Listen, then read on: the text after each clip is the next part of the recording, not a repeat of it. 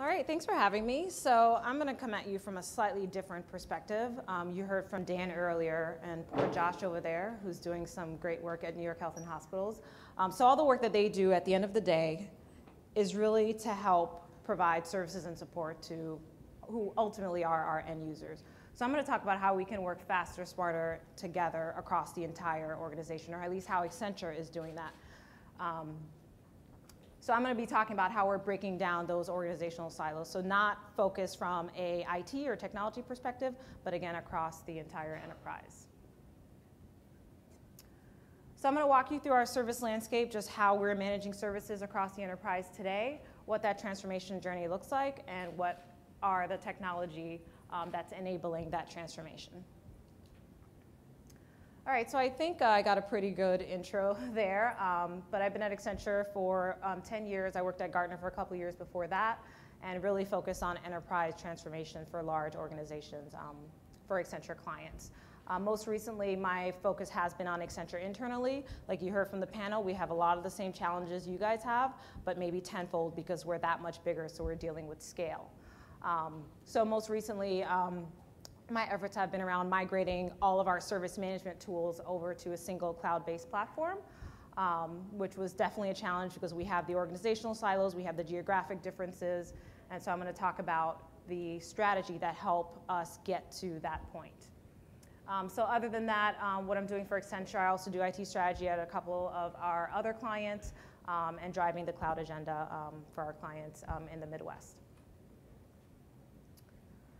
Okay, so hopefully most of you have heard of Accenture. If you haven't, we are a professional services organization. We serve clients in 120 countries, in over 40 industries, and all business functions. So we offer strategy, technology, digital, operations, and consulting services. So in terms of like our company-wide initiatives, we're focusing on continuing to grow, be a market differentiator in our area, differentiate ourselves from our competitors, and making sure we have the right people to deliver those capabilities for our clients. All right, so I'm going to talk about how we evolved to an employee-centered service strategy versus an organizational business function strategy, which is how we've operated for many years, and how we're focusing on presenting those services in an intuitive way and digitally connect the enterprise to provide more end-to-end services and the ecosystem of platforms that are enabling us to do that. Okay, so this is a view of our service landscape. So today, we have over 400,000 employees. We have 14,000 people providing support across 6 corporate functions that we're focused on from a service transformation perspective. So that's finance, legal, HR, marketing, IT, and operations. And we're providing support for thousands of services across the organization. So in order to do that, we have an ecosystem of tools that are connected through our workflow tool. In our case, it's ServiceNow. That's connected more broadly throughout the organization and is really helping to drive our rationalization to a single tool, at least from a workflow perspective. So getting to that point was really a challenge. We have over 20 tools in the environment that are currently being used. We've rationalized about 10 of them, so we're continuing down that transformation journey. But we often get the question, you know, what tools can we rationalize? What tools do we keep in the ecosystem? I mean, it really comes down to the SaaS components of those different tools, which I'll talk about a little bit later. Okay, so why did we have to change? So first of all, our business model is constantly evolving, more so now than it has, and we talked about rapid change, so we're definitely experiencing that. We have to change the way we deliver services. Our clients want to be more agile, so they expect us to be the same. So we're changing the way we're structured in order to better provide support internally to our business and to showcase that credential to our clients. We have increasing customer expectations across our business. You know, they're asked for technology that's consumer-like. The point I have here about consumerization of IT, just better tools that provide services more faster, more quicker, and more automated. We heard earlier about our younger workforce. They just work differently, have a different kind of expectation than we're previously used to. So we want to be able to give them the type of services that they get in their consumer life at work as well. And at the end of the day, that really translates to real business value for Accenture. So the more productive our employees are, the better experience they have, the less time they'll spend, you know, chasing down different processes throughout the organization. Okay, so once we figured out, this is the direction we wanted to go, there were some strategic goals that we set. So first, from an experience and service design perspective, historically, we've just had a number of different sites that you would go to for service and support. That's both from an end user and a fulfiller perspective. But right now, we've prioritized the end user perspective because at the end of the day, again, that's our end customer. So our focus is removing those multiple channels, having a single destination for support, and creating more end-to-end processes once we've identified what those services are.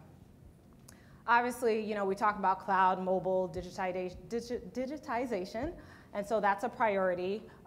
Previously, we're all used to working on our laptops. The other day I was on a call with a guy, and he was presenting a presentation all from his mobile phone and taking notes. And so the future workforce, the way they work is just changing. So the solutions we provide have to be able to support that. So consolidation and rationalization. So we talk about tools. It seems like everybody has tools, but I'm pretty sure I'll beat everybody when it comes to that across our entire organization. But if we're going to continue to integrate with those tools, we're just not going to be able to scale, in our case, with the number of tools we have in the environment. So we really focus on continuing to rationalize tools across the environment, whether that's from a DevOps perspective or from a pure business function perspective. And then that will allow us to scale in terms of service support and delivery throughout the organization. All right, so that transformation that I keep talking about. So on the left really shows how our corporate services are organized today, completely disconnected. If you go to IT for a piece of software, for example, that I experience that they're not supporting, they'll close your request and tell you to go to procurement. And in most cases, people don't know where to find procurement in our large organization. So we want to change that to the future state where I, as an employee, have a single place to go for connected services. So whether that's an HR type of request or an IT request, I have a central location where I can submit that type of request, and it can be integrated if there are dependencies across those processes. We talk about the human element. That's how we expect services to be delivered today, and so that's the vision we have for the future for Accenture employees. So how do we get there? We all talk about how difficult that really is. You heard from some of the other speakers earlier. But we have a couple of building blocks to get us to that final destination, which it's always going to be a journey, so it'll always be evolving. But to start, we want to figure out what all those services are that we are providing to all employees across the entire organization. So we catalog those disparate sites, figure out what they are, and then we consolidate them to what we call our Accenture support portal. So it's a single destination where I can get service and support for any business process or any service that's offered by any of our business functions. So once we've done that, we can start to model more end-to-end services and figure out those interdependencies. And then as we move forward, continue to find ways to better orchestrate and automate the delivery of those services. So this is really a visualization of what I just talked about, going from these multiple disparate tools that's different across lines of businesses, that's different across organizational units and geographies, to really consolidating them into that single central support hub for all corporate services. And then continuing to evolve that experience where our portal today has key design themes of our branding, personalization, discovery, and collaboration aspects. So key to that cross-organizational collaboration is really that integration framework or architecture. So we're using ServiceNow to kind of wrap that all together and to help orchestrate processes throughout the business. You know, a lot of our businesses always ask about their tools that I talked about earlier. So we keep those tools intact, but you know, in the current state, for example, problems with Salesforce are managed in Salesforce. We take that out, put it into our service management tools, but if there are requests that are specific to the business process that are handled in Salesforce, we still leverage Salesforce for that and minimize data duplication and the key capabilities of those best-in-breed solutions. So same case for SAP and SuccessFactors, where in our case, the battle with HR was probably the toughest, where they want to leverage their platform to do kind of the same thing, but again, that goes away from the centralization, having multiple destinations. So we're really able to win that battle, just demonstrating the capability that platform as a service gives us to quickly spin that up and to look at it from the end user perspective. If I build that in a separate solution, I'm going away from that centralization aspect. So as we went to other lines of businesses, I talked about how difficult it was to convince them. And with IT kind of driving it from our perspective, we got a lot of feedback around the experience, the UI, and the amount of time it would take to build the solutions that they were looking for. But with the offerings and the platform capabilities, platform as a service capabilities out there, those limitations are virtually obsolete. But in order to do that, we did have to bring in some additional skills that we didn't typically consider when you're looking at a service transformation type effort with platforms like ServiceNow and Surewell. So the skills that we brought in were user experience experts and front-end developers. From a user experience perspective, we really found that in the old world where we would have business analysts kind of design the end-to-end solution, they really thought in the context of the process, and we wanted to really focus on the end state experience that we wanted to deliver. And so by bringing user experience experts in, they think outside of that process, outside of that framework, to really drive to how end users want to use the system and the types of services they want delivered. And so you're going to get higher quality visual designs as a result, that meet the requirements of both the end users and the stakeholders. What you see coming out of Apple and Amazon is really that approach, where they have people that are really focused on user experience. You're going to get the usability efficiency gains as well as accessibility considerations. We have a large, diverse workforce. Accessibility is not something you as IT typically think about, and so they help bring that into the requirements. And then you're going to end up with designs that require little or no training. In the last release I did, we put out 3-minute videos for each service management process that we were deploying, and that was it. Where in the olden days, we would do classroom-style training. And front-end developers, so with the platform as a service capabilities that are offered now, you can build custom front ends using common frameworks such as AngularJS, so you really don't need those platform-specific skills any longer. So what have we done to build some customized experiences? So I talked about portals. We've continued to evolve our portal, which is, 3 years ago, we didn't have a portal. We were just too big and too dispersed to kind of centralize it, but now we have. We've built some customized forms that provide a more guided experience in order to submit more complex types of requests that require a step-by-step process. Typically, from a platform as a service perspective, they offer a long form out of box, so we've been able to customize that. And then we are exploring the use of responsive apps, and we can do this much faster than we ever have been able to do before from an enterprise perspective, and create widgetized solutions that are reusable across different components.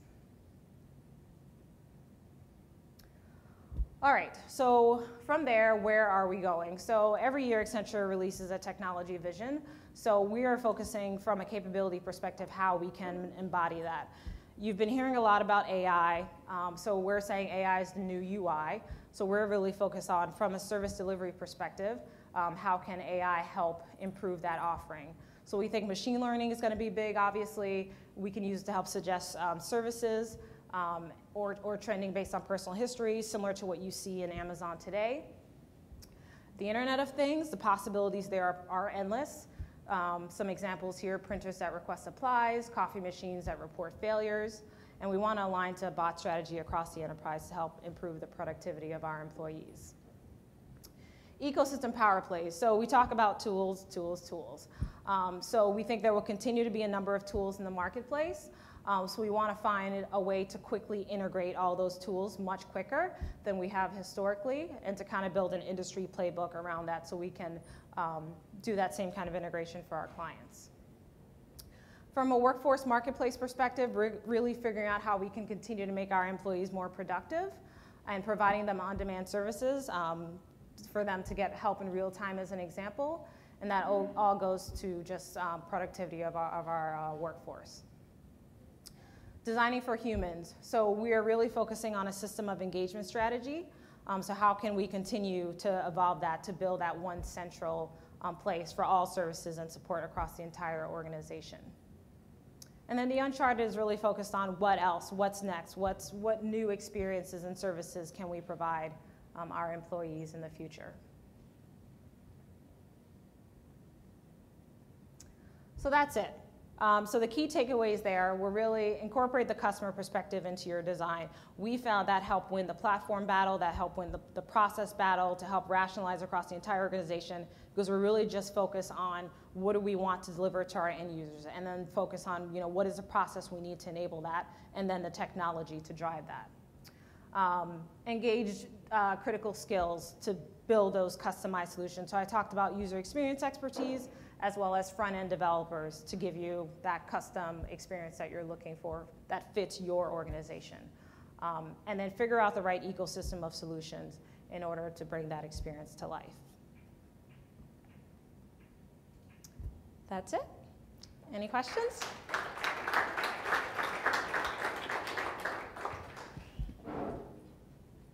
Any questions for Karen? I'll pass the mic over.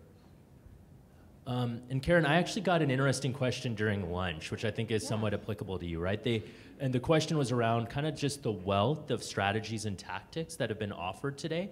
And you certainly went over the takeaways, but in terms of things to actually do, right? If a customer was actually trying to execute, given that they're earlier on in their maturity journey, what would be some of the more actionable steps you would recommend for a given client to take away from today? And I'd be curious to get your perspective there.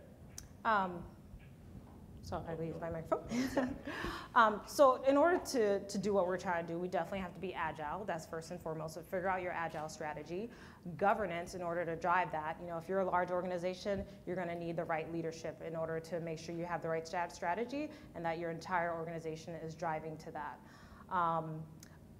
Those are the two big things. I think everything else is pretty simple once you have those two things in place. And obviously from an ecosystem perspective, figuring out the right technology that you're going to kind of standardize on.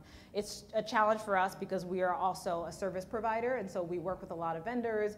Everybody feels that we need to implement it ourselves too to build that credential. So that's the reason why we have a number of products across our entire environment. But we're really trying to rationalize the best in breed solutions and bring those credentials and recommendations to our clients as well.